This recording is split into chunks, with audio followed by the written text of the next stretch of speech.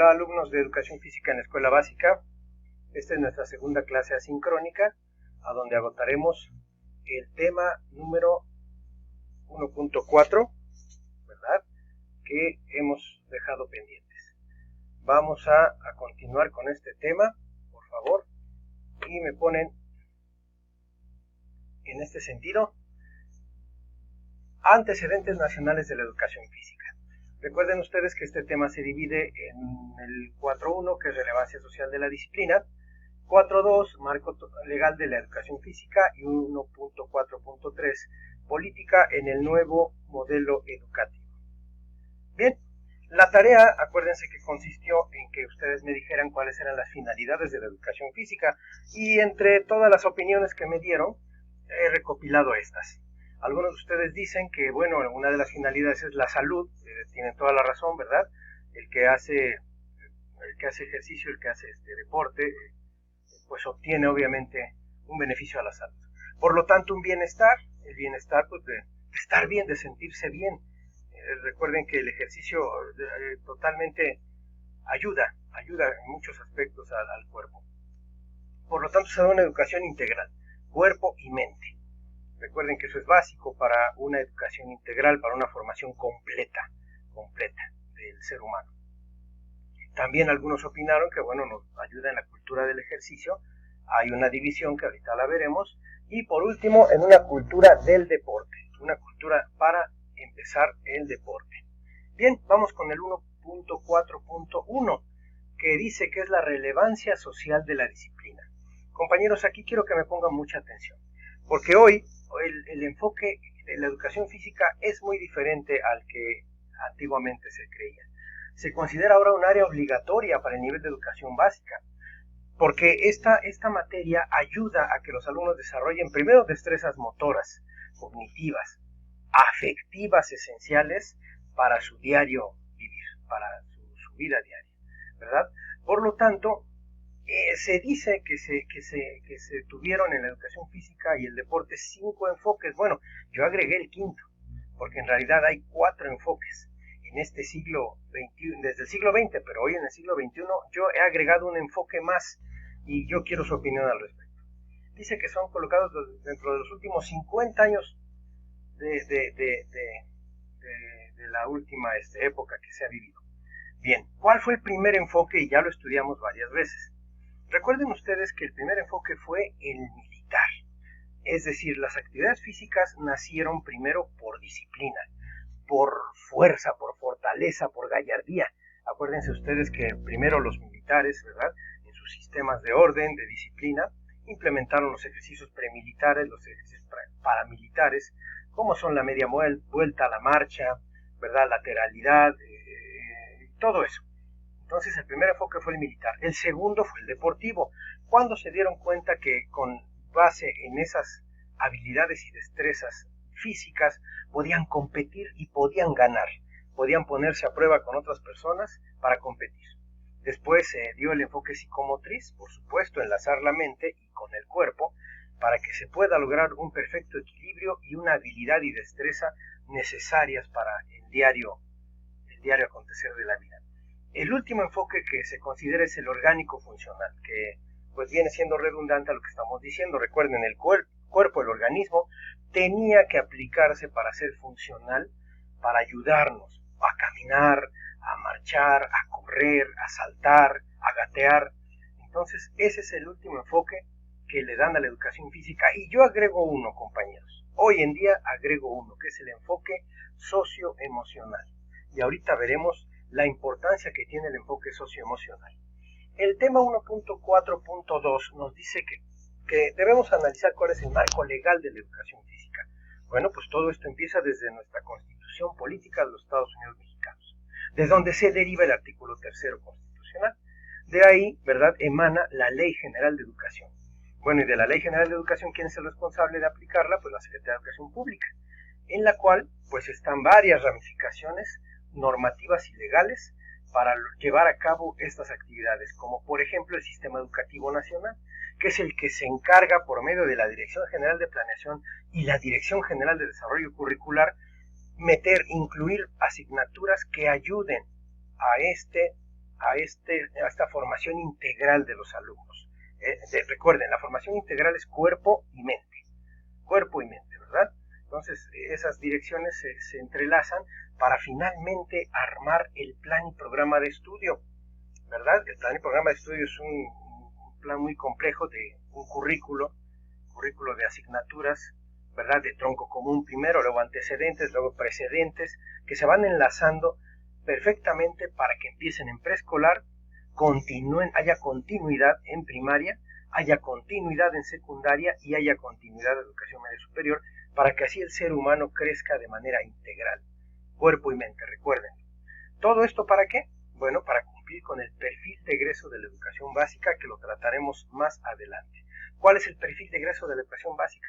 Lo que la escuela, lo que el sistema educativo desea que en lo que se convierta un ciudadano que se integre a la sociedad, un ciudadano que viva en esta sociedad de manera integral, que se acople de inmediato a la sociedad. Bien, el 1.4.3 nos indica que hablemos un poco de la política en el nuevo modelo educativo. Recuerden que yo les he dicho que para mí el parteaguas de la educación física, con lo socioemocional que ahora es tan necesario, se da en el modelo educativo 2017, donde realmente, compañeros, se pondera a la educación física dentro de uno de los 3 componentes curriculares para la educación básica, que son, recuérdenlo, junto con las artes. La educación socioemocional integra el área de desarrollo personal y social. Mucha atención con eso. Desarrollo personal y social. Y les recuerdo este medallón. Este medallón ya se los había presentado. Fíjense bien cómo están los campos de formación. Está el de académica, de las asignaturas, matemáticas, lenguaje, exploración y comprensión del mundo natural, es decir, ciencias, física, todo eso. También está el de autonomía curricular, ¿verdad? Que incluye otras asignaturas, otros nuevos contenidos y proyectos. Pero el que nos compete a nosotros como estudiantes de la licenciatura en educación física es el área de desarrollo personal y social. Vean cómo está ahí unido con las artes, está unido con la educación socioemocional por fin. Es decir, antes sí hablaban, sí relacionaban a la educación física con el asunto socioemocional, pero no tanto como a partir del 2017.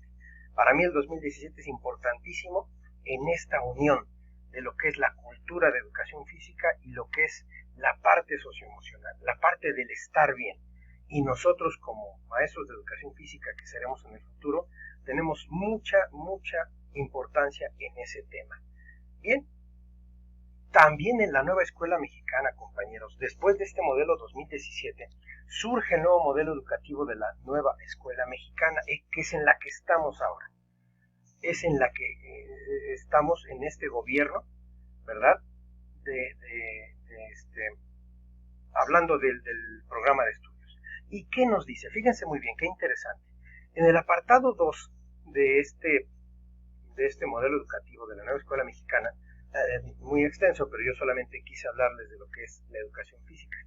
En el apartado 2, que se llama Nuevas Acciones, dice perfectamente ahí, claro, dice fortalecimiento de la educación física. Y existen 3 líneas de acción para este fortalecimiento de la educación física. Fíjense bien, se crea a partir de la nueva escuela mexicana, que ya llevamos desde el inicio de este gobierno federal, ¿verdad? Desde 2018, si no mal recuerdo, llevamos lo que es la pausa activa. ¿Qué es la pausa activa? Bueno, es un stop, es un receso que se debe de hacer en cada sesión de clase. Por ejemplo, si ahorita lleváramos un determinado número de minutos en una clase, por ejemplo, de 2 horas, de 120 minutos, nos dice la nueva escuela mexicana que al minuto número 60 podemos hacer una pausa activa. ¿Y en qué consiste? Bueno, en poder relajarse, en poder descansar por medio de ejercicios psicomotrices, ¿verdad? Que obviamente lo conlleva la educación física, poder relajarnos para continuar con la siguiente hora de trabajo.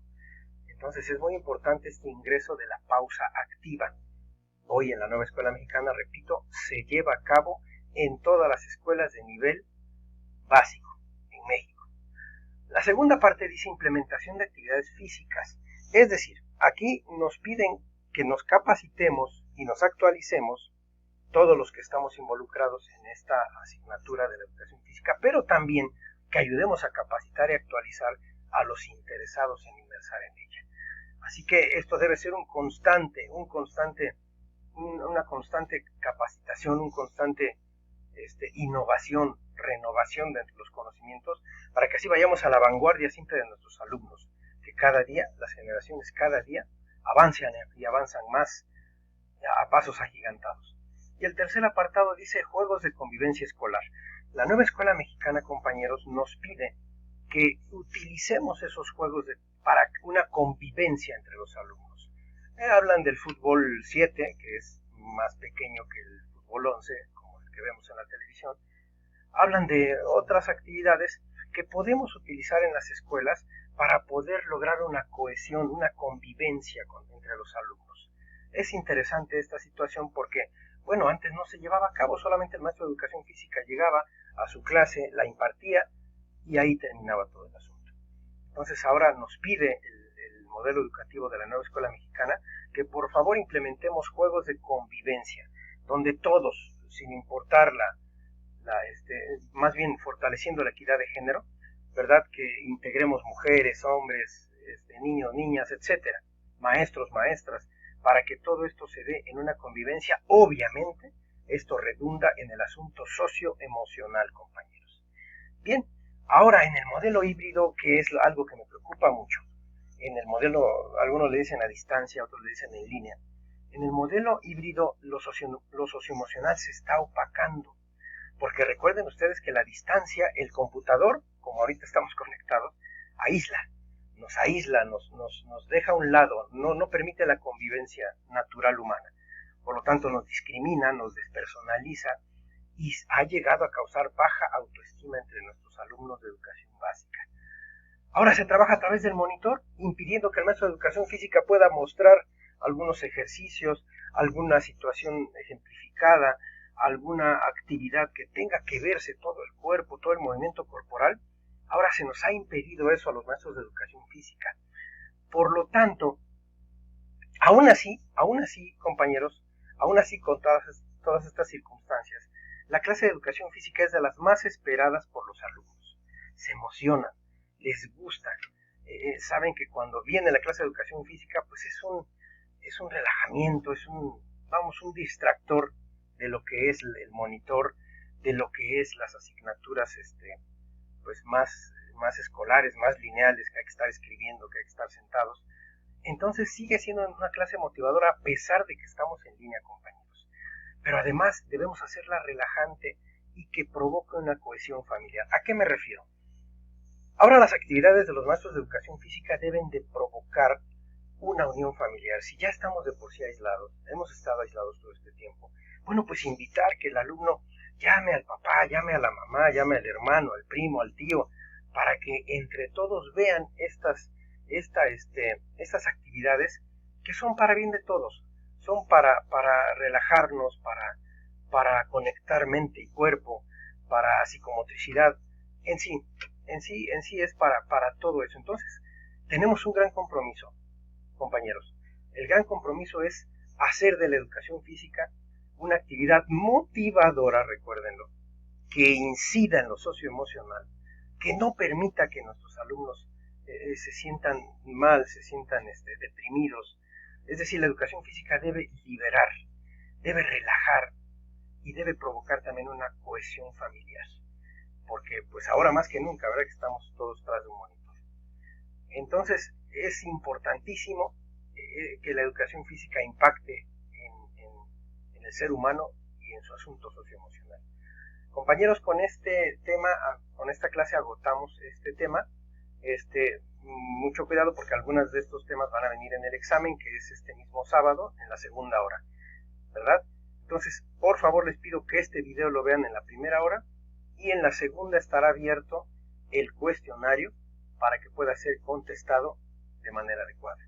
Muchas gracias, les agradezco mucho su atención y estamos pendientes para cualquier asunto de duda o pregunta, por favor, ¿sí? Gracias, les agradezco mucho y que estén muy bien, pásenla bien. Gracias, compañeros, son muy amables.